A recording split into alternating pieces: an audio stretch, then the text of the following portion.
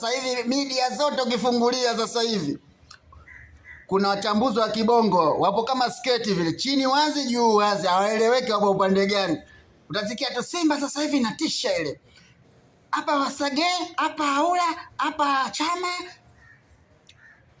hapa sijui nani, sijui mwalimu akisimama pale kidogo, sio mwalimu, asimame Mpanzu. Sio Mpanzu bwana, anze mwalimu. Yaani wenyewe kwa wenyewe wanagombana kwenye redio, tunawasikiliza vizuri, wanaanza kushobokesha sasa hivi. Sisi hatulitaki muisifie Simba, tunataka maendeleo ya Yanga. Maendeleo ya Yanga yameishia wapi? Uwanja umeishia wapi? Au kifusi washamaliza kumwaga?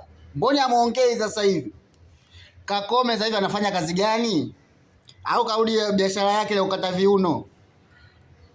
Nyizo kila mani Kakome, okay, ndasili haya, sijui nani, kama Barcelona. Sasa hivi Barcelona imekufa.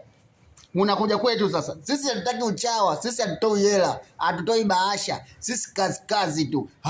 Hai, kazi tu. Kalinye nzuka. Hoi. Sisi hatutoi bahasha sisi huku. Hatulei sisi vilezi vibovu. Kila siku tukoongeni hela, hatuna kazi hizo sisi kazi. Bahasha huko kwa Waarabu. Manake Waarabu ndo wanasifika kutumia mafuta.